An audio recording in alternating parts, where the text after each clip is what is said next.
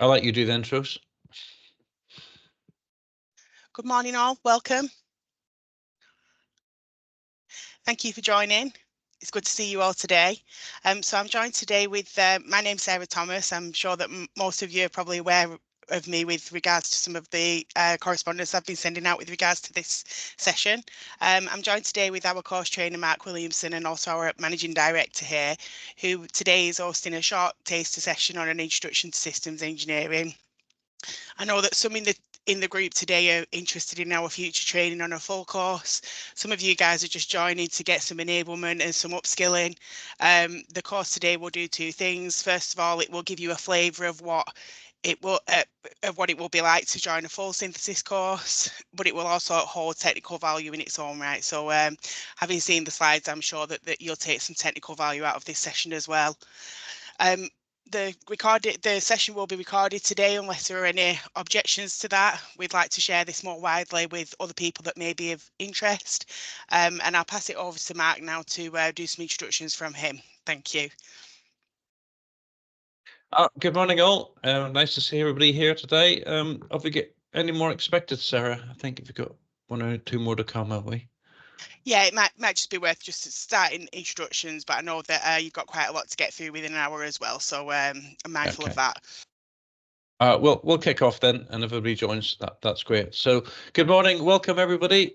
My name is Mark Williamson. Sarah said I'm Managing Director of Synthesis Technologies, and I deliver all of the system engineering training and consultancy around our various training courses. So, hopefully everybody can see my screen. So we'll just kick off then with a little bit of a introduction to me. Well, that's me. My background, just for reference, is I'm ex-Royal Air Force. I did 23 years as a avionics and software engineer in the Air Force, and then I moved on to synthesis in 2005. So 18 years now with synthesis, and I'm responsible, as I said, the system engineering training, requirements for introduction to systems engineering, and our requirements writing course. And also a big part of our business is our INCOSE certification preparation training. And I also provide system engineering consultancy to various industries, from automotive to energy, etc. So that's me. Synthesis has been around, 37 years now. We've managed to survive. We're going quite well. And the specialist consulting training organisation in both the system engineering and the defence industries. And I see we've got one of our defence guys here on the course today. Kurt, nice to see you. So, based in Whitby, North Yorkshire, and we have a second office in Newcastle. So if we need to get face-to-face, we're primarily a teleworking organisation, but we have got office of Whitby and Newcastle. So the agenda for this short session today, for an hour or so, is what is system engineering? That's a very big question. A lot of people don't actually know what system engineering is. So some of the key principles, and I'll talk a little bit about processes as well. When we do the certification training courses, it's all about processes, but we'll factor that into this as well. And we're going to talk a little about what we mean by the system engineering life cycle. So, and we're going to focus on some of the requirements fundamentals. The system engineering introduction to system engineering course requirements writing is heavily biased towards requirements engineering, requirements writing. And in fact, we do have a workshop on the second day where everybody gets to write some stakeholder requirements and system requirements and some verification criteria, etc. So the bottom line is, if you don't get your requirements right on a system engineering project or system, then you've got very little chance of actually building the correct thing in the end. Questions and answers, please feel free to post any questions in the chat, and then we'll address those at the end. Or if there's anything compelling, feel free to pitch in. You put your hand up, and we'll try and address that as we go through. So fairly relaxed. So what is system engineering? So we've had this in the past where actually we've been to sort of engineering events and think, oh, we'll do very well here, and actually people just didn't get it. They don't understand what system engineering is. So there's a couple of definitions here. So an interdisciplinary approach, and it means to enable realization of successful systems. That's a definition out of the INCOSE System Engineering Handbook. So And the key things there is interdisciplinary. There are lots of different subject matter expertise from, say, chemical engineering, mechanical engineering, sort of verification, validation, requirements engineering. So there's lots of disciplines within systems engineering that actually need to be pulled together to realize, to manufacture, to produce that successful system. The ISO 15288 is the standard, which is represented by the COSI System Engineering Handbook, and it identifies a formal mechanism for the development of a product by a supplier. So any of you who are producing systems, you're regarded as a supplier for delivery to an acquirer, so your customer effectively. So that's another definition from the 15288. And then we've got development of a product or a system in a multidisciplinary environment. Again, we come to that multidisciplinary environment, and the important thing to realize here is we get controls and processes in place. So decision gates, checkpoints, milestones, measurements, all of those good things we do with system engineering to make sure we build that quality product that meets the customer's needs. And we're going to talk about customers' needs and requirements in a lot more detail. And then finally, a discipline that concentrates on design and application of the whole system. So thinking about that holistic view, thinking about the big picture. And some of you may be aware of the sort of systems thinking and system of systems methodologies. So this is where we're thinking about how that whole system is going to operate in its intended environment and potentially interface with other systems as well. So not just focusing on individual parts, thinking about the system elements, thinking how the system elements comprise a system of interest, and thinking about how that system of interest impacts or interfaces with other systems of interest for a system of systems. So that's a few definitions of what system engineering is all about. I'm sure you may well have some of your own. So processes.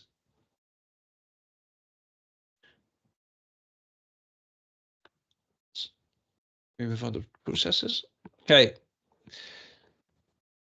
These are the processes identified within the ISO 15288 and the System Engineering Handbook.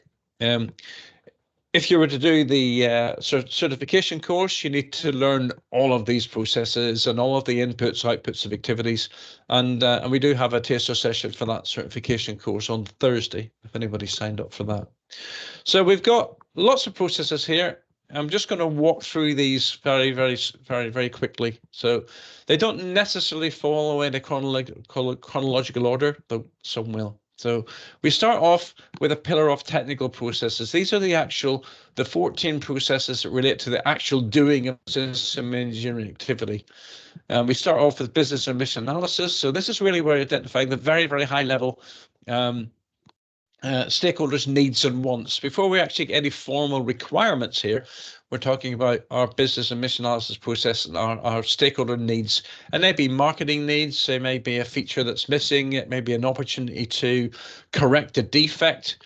So very high level needs, which are represented in a business requirements specification, a BRS. So once we've got those identified, those needs and wants, then we start with our first element of formal requirements, so our stakeholder needs and requirements definition process.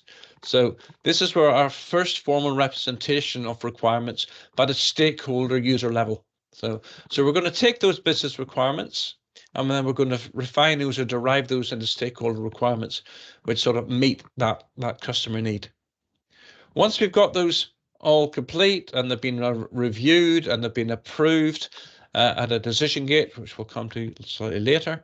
Then they get baselined under configuration management, and then we derive those into system requirements. So this is a first technical representation of those stakeholder requirements, where we actually derive the system requirements. The system shall or the subsystem shall should be the terminology there. So we're working our way down. Once we've got our system requirements and they're reviewed and approved and baselined and configuration managed, then we may well want to look at architecture definition. So it really depends on the complexity of your system, whether you're going to do architecture definition or not. If it's a fairly simple system, you may well want to go straight from system requirements and drive those system requirements, which is what the system shall do, not how it's going to do it. And then we're going to go into design, which will do how the system's going to be implemented. If you're doing a fairly complex system or system of systems, you may want to look at architecture definition, while we come up with maybe several candidate architecture alternatives that will all meet the system requirements, but then we'll flow down and we'll select one of those then to take into design definition. And then the design definition will translate the how, the what into the how. Hopefully that makes sense. The system analysis process can be invoked at any point in the life cycle. It's not in a chronological position. So anywhere you need to make a decision in the life cycle, anywhere you need to make some assessment of which maybe architectural alternative, or maybe assessment of requirements, or maybe assessment of verification criteria, then you would invoke the system analysis process. And that allows us to do some sort of real quantitative analysis and subjective analysis on the various options, and allow us to provide us evidence to make an informed decision rather than just sticking a wet finger in the air, which I think sometimes happens quite a lot. Okay, so that's the design analysis process. Implementation process is the implementation of a system element. This is not the whole system. This is just a system element. So we will implement that individual system element, which may be hardware or software or even some services. So that can be any one of those individual system elements. Once we've got the system elements produced, then we go through the integration process where we can integrate those system elements together. And there's multiple techniques for integration, sort of bottom up, top down, big bang approach, by stream, etc. So there's lots of different techniques for integration. So verification and validation sort of run in parallel or transverse operations, but there is this very subtle difference. There's a lot of confusion over verification and validation, and it's often a heated discussion in our training courses of what actually the concept of validation and verification is. Fundamentally, validation is, are we building the right product? Have we translated those needs into requirements and flown those requirements into design and validated we're still building the correct thing? Where verification is more, have we built the product right? Have we built it to the specification? So verification and validation, two separate processes here. They tend to run in parallel or transverse functions, but and some may call it just testing, but verification and validation. Transition process is handing that system over to your customer, or maybe handing it over, if it's an internal project, maybe handing it over from development to operations, or delivering it to the customer. And that's where we do our very final validation. Have we built the right product? Was it built, does it built to specification, and does it meet stakeholders' needs? And hopefully that's when fundamentally we get paid, because the product's been delivered. Then we move into an operations phase. So the system is then being operated in its intended life cycle. So that life cycle may be 5, 10, 20, 25 years. For some of our defense projects, it could be 30 or 40 years. So the life cycle is the duration when we're going to operate and maintain that system through that life cycle, intended life cycle. And then finally, we have to dispose of it. And that's something that's quite often overlooked. We want to be able to dispose of that system and meet all of the legal and regulatory conditions for disposal and environmental conditions. So that's for the concept. So the life cycle here is from concept through to disposal, and we're going to look at that in a few minutes' time. Above that, these technical processes, pillar processes, we have technical management processes, and these are really sort of sit above that and give us the overall control and the management of how we conduct those technical activities. First of those then is obviously a project planning process. We need to plan how we're going to conduct system engineering effort, and that is really quite different to what you might consider a project manager. So a project manager at a program level will be looking at the various issues and costs and budgets across the life cycle. This is really focused on planning the system engineering effort. So how are we going to conduct those technical processes? How much system engineering effort is applicable for this particular system? So project planning process is where we start, and the output of that is something called a SEMP, a System Engineering Management Plan. And that should be the reference document for all of the activities within the system engineering project, what process you're going to use, what tools you might well need, what resources you need, what infrastructure is required, what human resources is required. All of that is planned in the project planning process. Output, as I say, is the SEMP. Okay. Once that's up and running, then you need to assess and control it like anything else. We're going to manage that system engineering project. So the project assessment and control process allows us to take our various metrics, and we can use the measurement process to collect some of those metrics so that we know how we're progressing through that system engineering effort. Are we still progressing correctly, building the right product? Are we getting good stakeholder engagement, etc.? So project assessment control is the next one. As I mentioned earlier, decision management. At various points in the life cycle, we're going to have what we call decision gates, or you might well call them stage gates.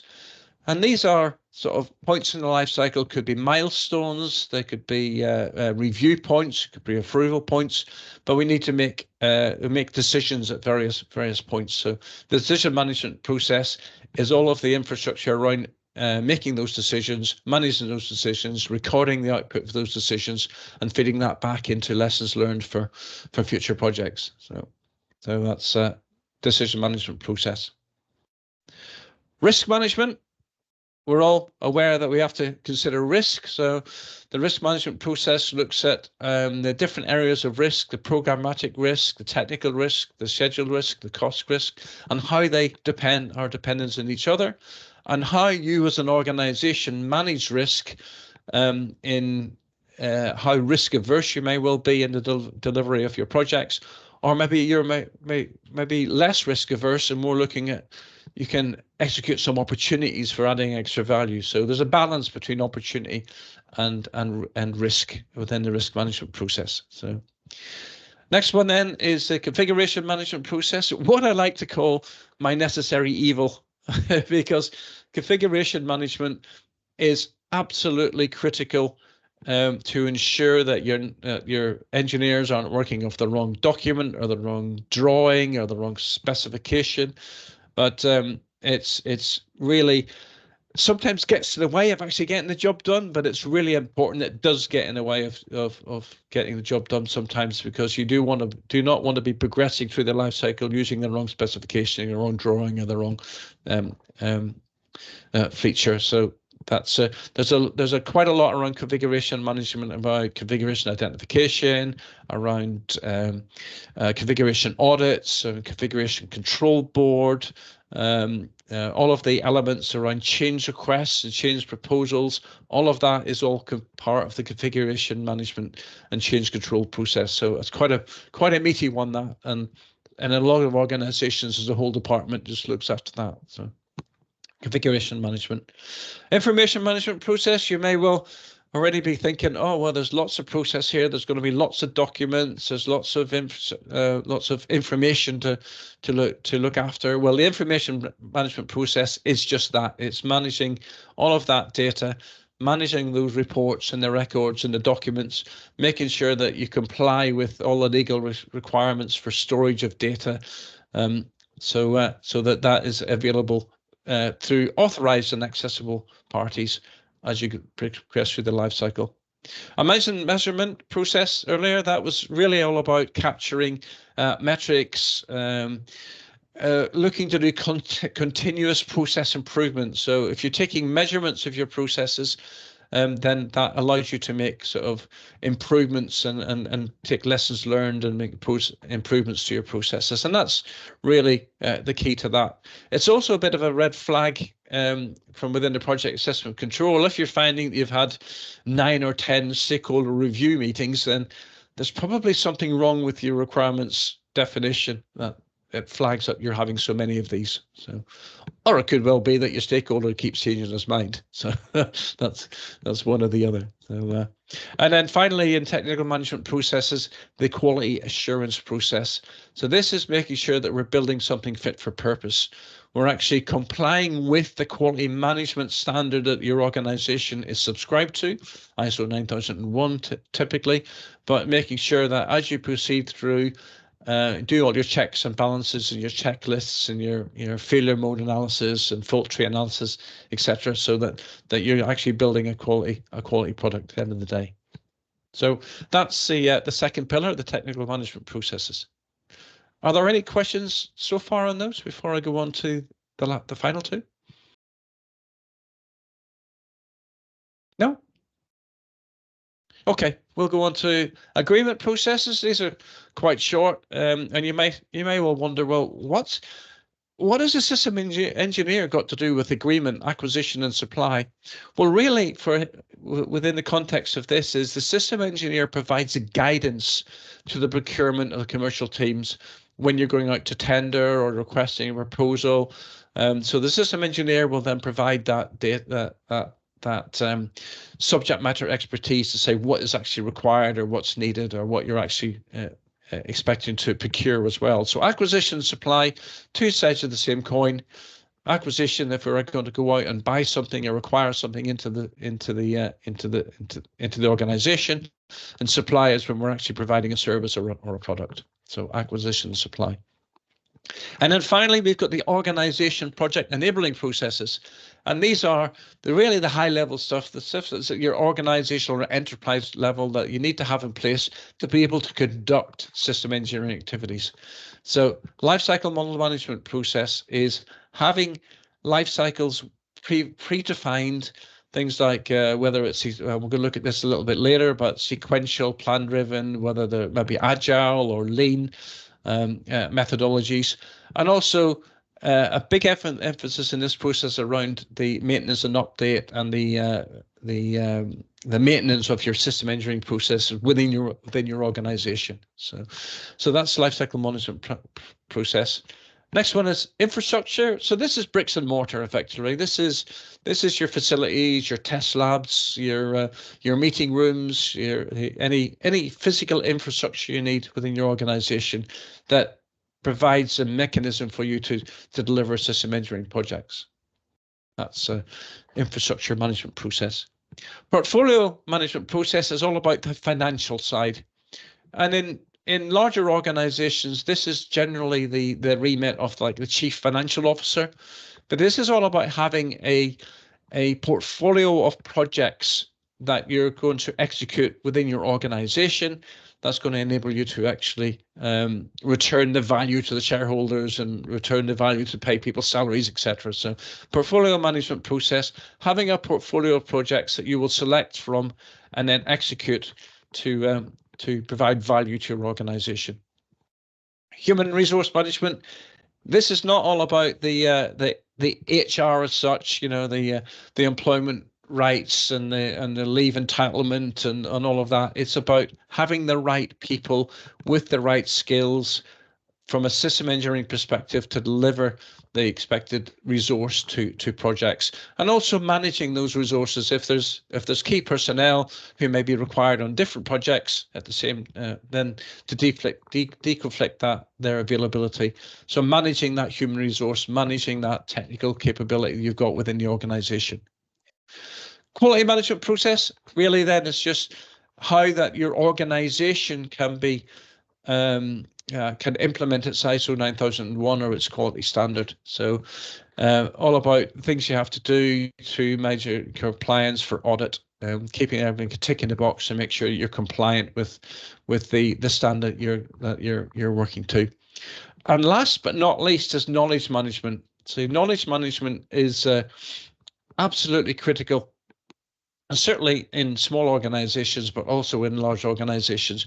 Having all the information, all of that explicit knowledge in one particular person's head is great for that person, but it's not great for the business if that person decides to retire or decides to win the lottery on the weekend or something, and they're not in work the following Monday and think, well, actually, how do we do this now? So knowledge management is all about capturing that explicit and that tacit knowledge and having it available within sort of accessible environment, a wiki or a SharePoint or something, where other staff can actually access that information and that knowledge, and really good for if you've got new starters in an organization, how do I get up and running quickly? Where do I find the information? Where are these work instructions? What are the issues? What are the traps? What are the problems?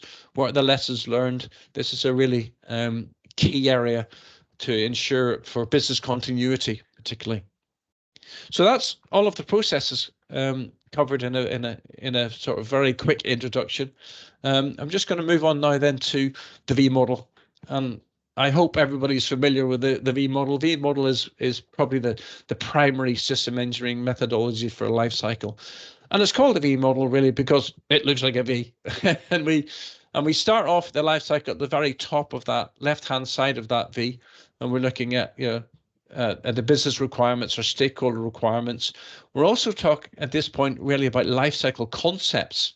I'm not sure if anybody's familiar with that term about life cycle concepts. So the operational concepts, ops con, the con-ops concept of operations, the concept of disposal, the concept of use, the concept of employment.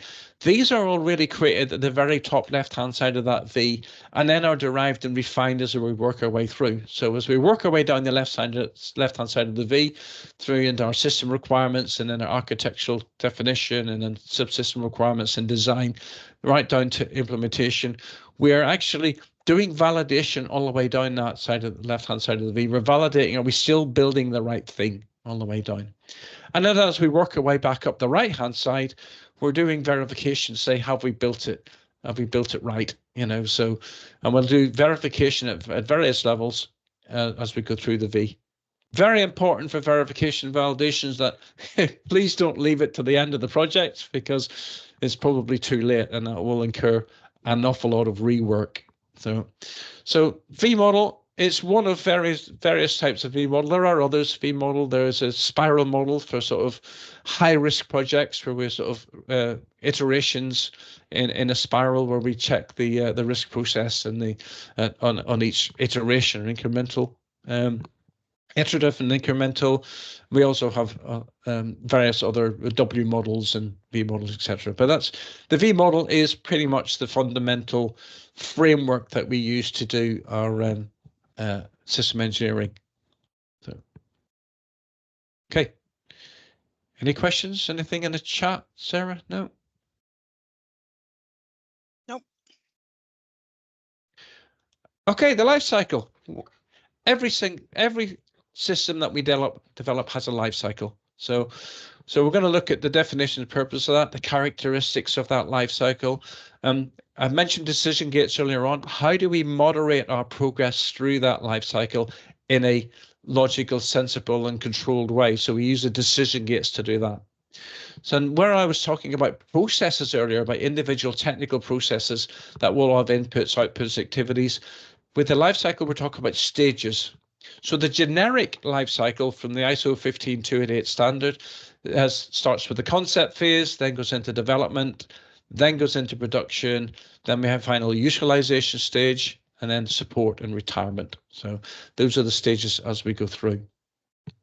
So as I said, all systems have a life cycle, and that really kicks off with an identification of a need. Okay, so what do we need from the system? If we don't have a need, then we have no need to develop a system. So capturing that need and then taking it through development, production, utilization, decommissioning, and disposal. The system engineer tailors this life cycle along with the key decision gates specific to the project. And that's where I mentioned earlier in the project planning phase, within the system engineering management plan, which is the output of that project planning process, we will determine by tailoring what activities we need to do, which processes we need are applicable for this particular level of complexity in this particular system. So we tailor the processes, we tailor the activities, we tailor the decision gates for that project.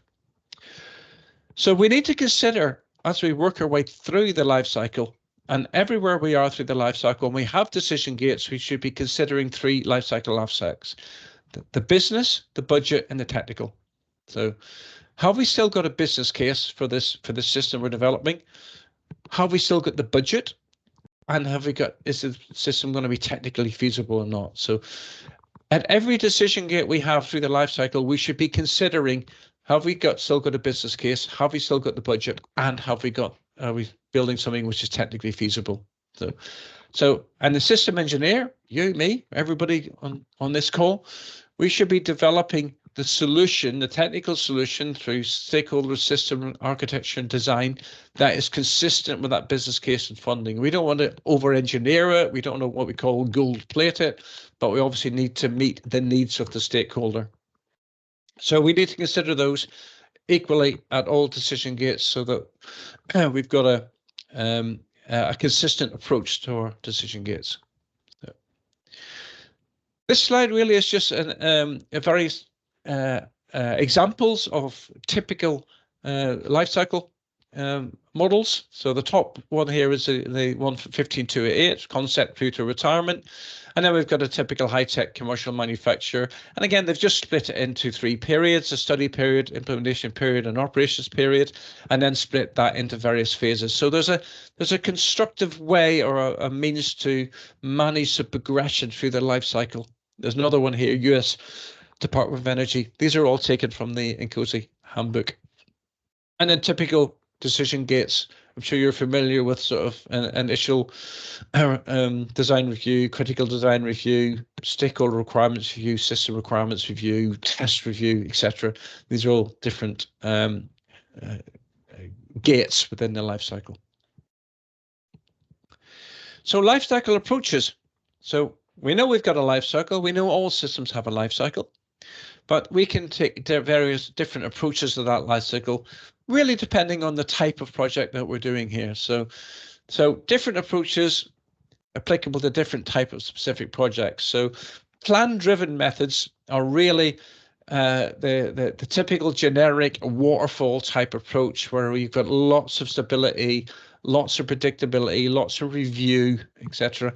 So plan-driven method, the typical generic way of doing large complex system engineering projects.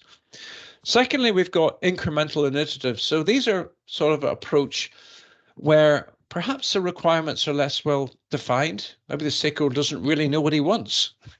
Whoever sees that. We can get an initial prototype and then iterate over that to provide extra functionality over time.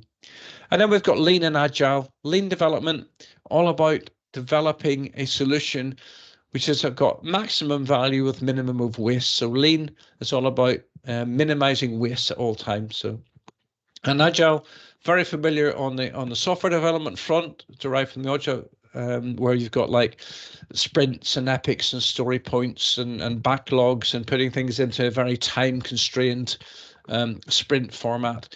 That's now being applied to system engineering as well. So a much more agile, much more rapid, much more less constrained methodology than the plan-driven approach. So a question from Perdy. What's that? Where does a system engineer fit into a project when they aren't the technical lead expert? So the system engineer should be the interface generally, and there are various specialities within the system engineering. You might have a specialist in interoperability, a specialist in EMC, a specialist in mass and moment. So the system engineer will call on those specific subject matter experts to actually feed into that system engineering process. Does that answer your question, Freddie? Yeah, thank you. So plan-driven, as I said, very usually used when you've got large teams, maybe multiple companies, multiple organizations, a complex system of systems perhaps, and it's very much focused on a systematic approach, making sure one activity is completed before the other. So very focused on completion of documentation, having reviews, having that baseline, having a configuration managed, having really strong traceability built in. So we talk a lot about traceability in system engineering, where traceability from requirements, from stakeholder to system to architecture, from architecture to design, from all of those across to their verification criteria, maybe out to external standards and regulations. So traceability is absolutely fundamental, so you can see the impact of a change or the impact of a defect or work across the life cycle. So very, very focused on verification and validation as well. So that's where plan-driven plan-driven method really sits. Incremental or iterative then, as I mentioned, really allows reach an initial capability, and then you'll do further deliveries to refine that to reach an end state. So it does allow a really rapid value response. It does rely on really good stakeholder engagement now. So if your stakeholder is not very well engaged, then you're going to have difficulty to provide that, that incremental approval. And as I mentioned earlier, tends to be used when requirements are unclear, or perhaps if you want to develop your system, but be open to adding new technology or new technology updates as they come along. So less constrained, definitely, than the plan-driven and sequential. Incremental and iterative. So, as I say, less complex systems.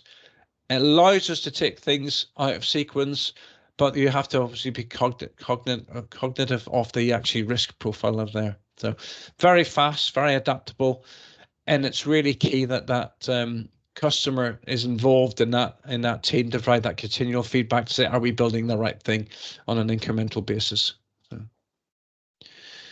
So that's the lifecycle approaches.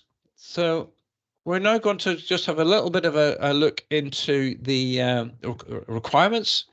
And on the actual course, the 2-day course we spend a lot of time looking at requirements, types of requirements, what constitutes a good requirement, how to write a good requirement, and how to create the traceability between stakeholder and system and verification criteria. So a correctly defined requirement provides clarity, precision, and avoidance of ambiguity. I often say, if you've got 3, if it's clear, concise, and correct, then obviously you're going to have a good start, really.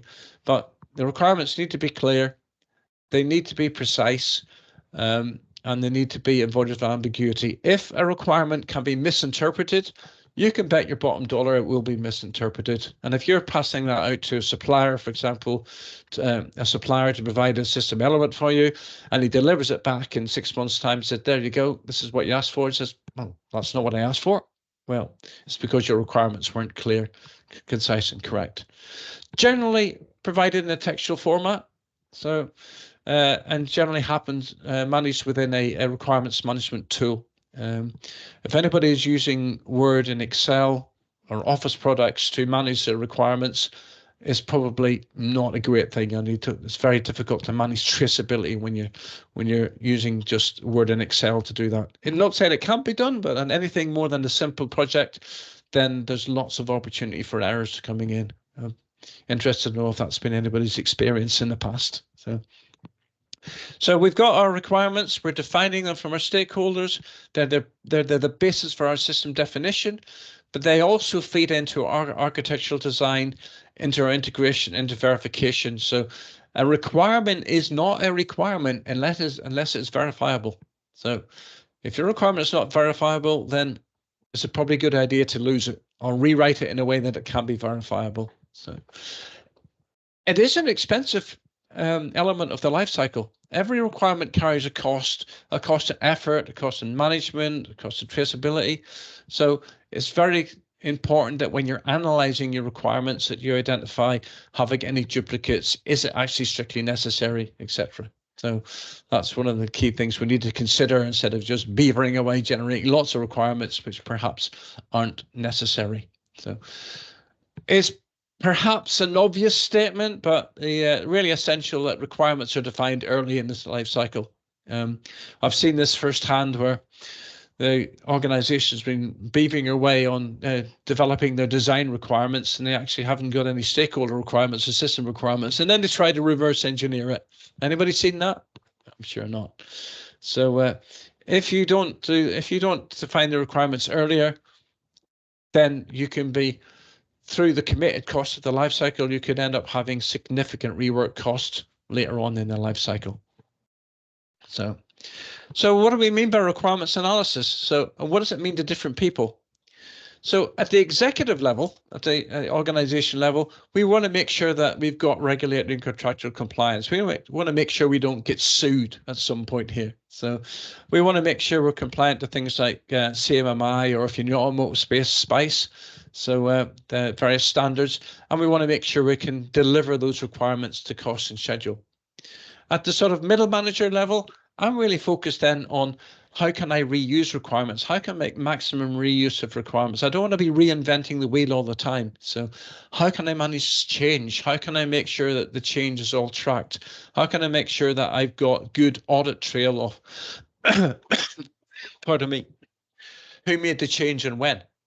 And it's really important that you've got role-based access as well. We don't want every person in the organization all having access to the same requirement set, because there may well be confidentiality elements in there, there may be cost elements in there. So having role-based access that provides the visibility of certain views of the requirements is really important.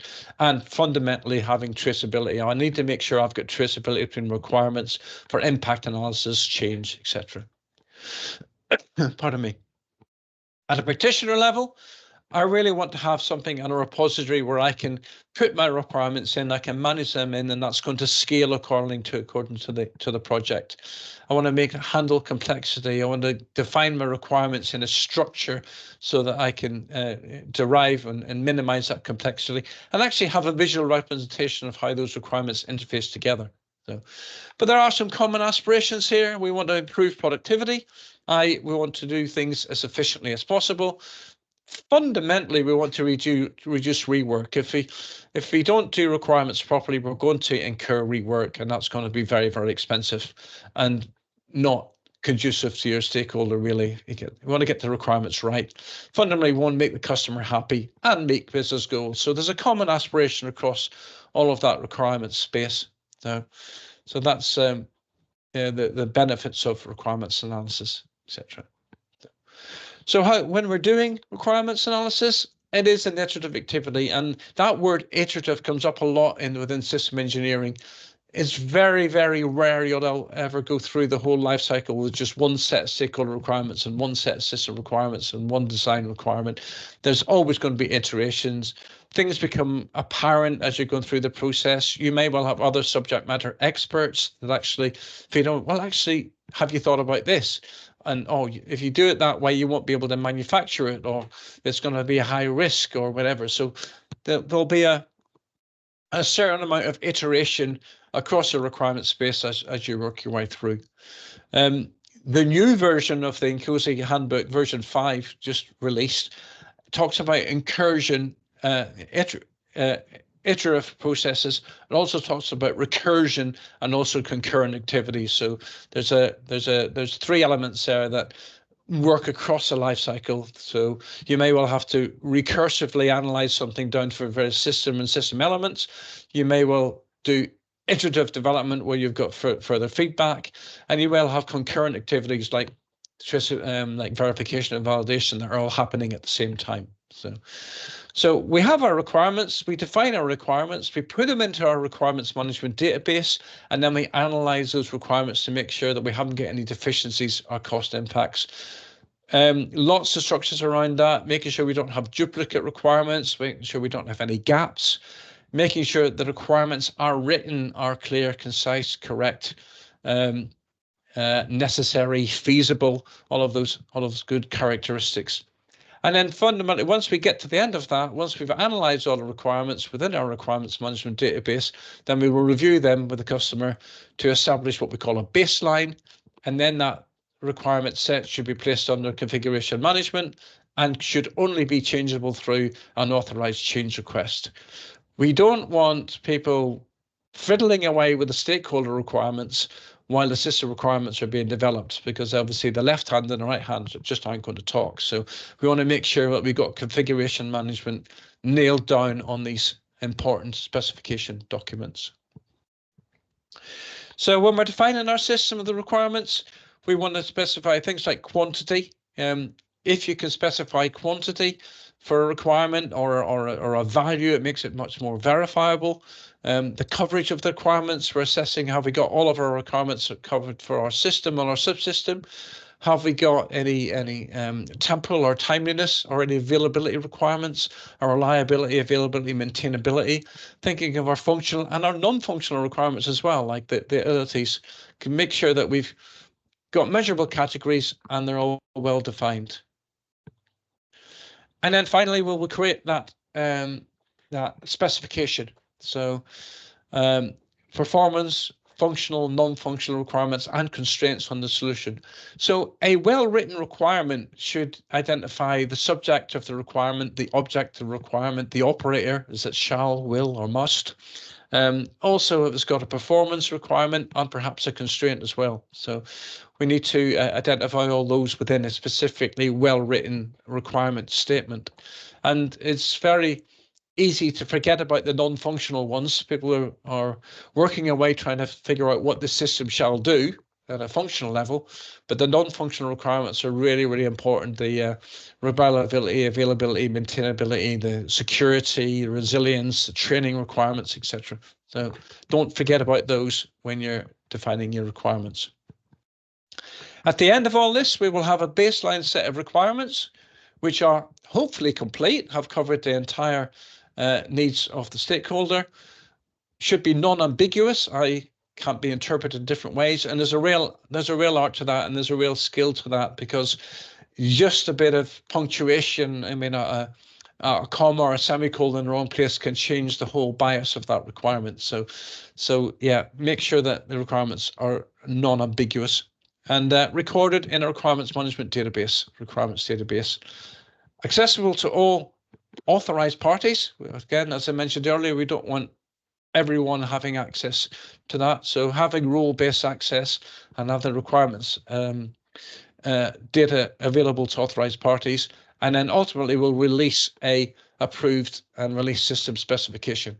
So again, if you want back sort of 5 or 10 years, the system specification was produced, it's printed out, it's signed on the front or whatever, but really, as soon as that's printed out, it's almost out of date. So it's often good practice just to keep that requirements specification within the requirements management tool, and then you can review, improve it, and manage it within the tool. So it's a one single source of truth. Characteristic requirement statement. I've touched on some of these already. The requirement should be necessary. So at all stages, right down until design. So for stakeholder requirements, system requirements, architecture definition, it should be implementation independent. We should be defining what the system shall do, not how it's going to be implemented. Unambiguous, I've mentioned. Should it be complete set? Requirements should be singular. And this is the one big trap that people fall into.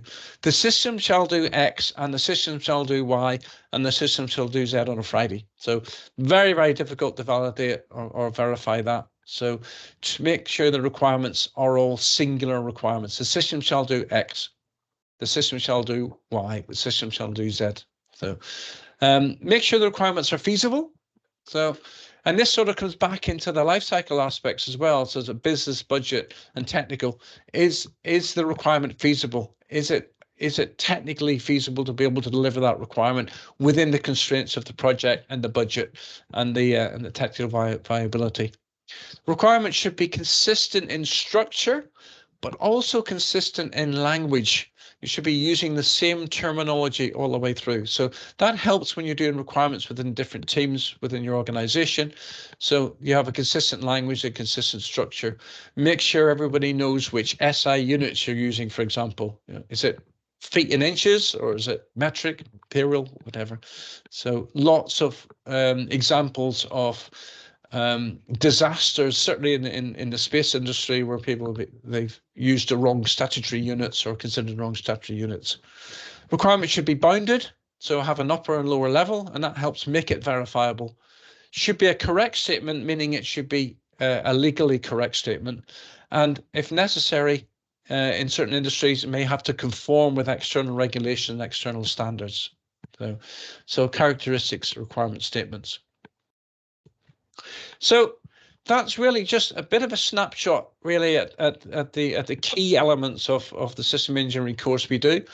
The full 2-day course includes lesson elements on verification and on validation.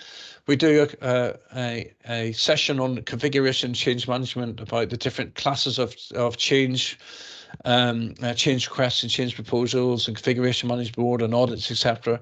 And and we do a whole session on how to write a correct requirement in much more detail, deriving needs into wants into requirements. And then we have a really popular element of this course, I mean, people really like, is there's a group workshop on requirements writing. So we take those lessons and we have a practical exercise on how to actually write some stakeholder requirements, write some system requirements, perhaps do some use case diagrams to sort of indicate the functions, do some verification, and then we debrief it between the different groups and give you some practical experience of writing those requirements.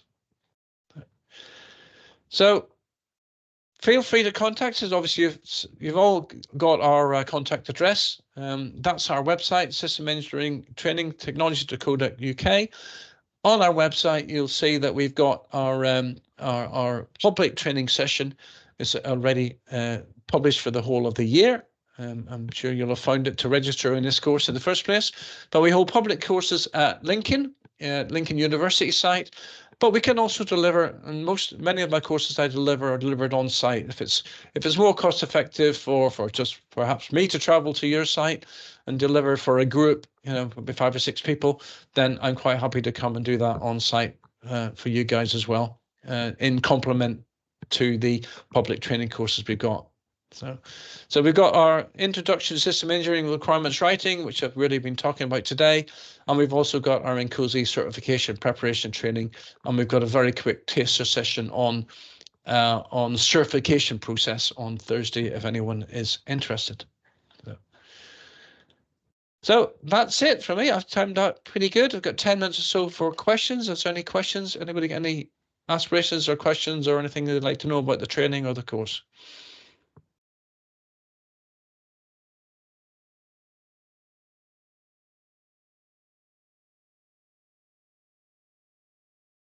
I think Purdy's just typing away there. Oh, some good feedback there.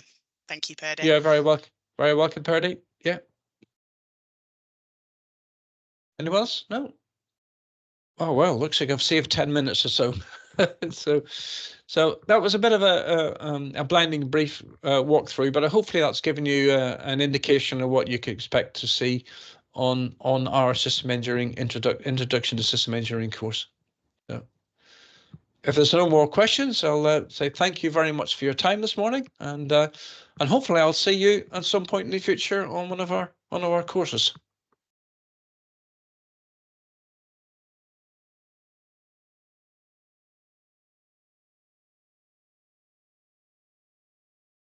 APM, Stuart, you're referring to project management?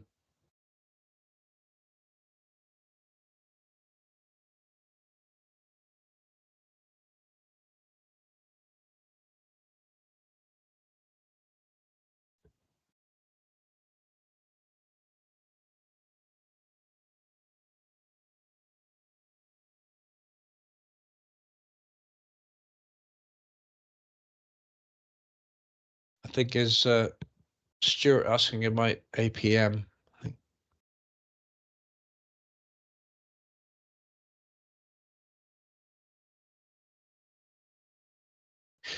The APM and NCOSE Specialist Group. So we as Synthesis don't participate in that particular element. We do have another organization that we sometimes subcontract to deliver project management training. We can put you in contact with that. So any discount on training for an NCOSE member? Well, we offer discount for multiple attendees on the course. So we tend to order, if there's more than one person from an organization, we'll offer a discount. And also, if we're delivering an on-site course, we will provide considerable discount on the day rate, but not for a specific NCOSE member, but that's something certainly we'll consider.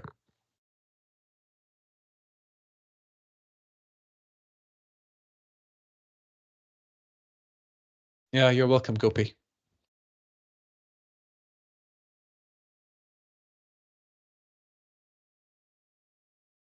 Okay, thank you for the feedback, everybody. That's it's really good to see. This is the second one of these we've done. We did one almost exactly a year ago, and it seemed to work pretty well to provide the information that people really wanted to know about the sessions. But happy to speak to you guys, and thanks for joining today. Stuart's still typing.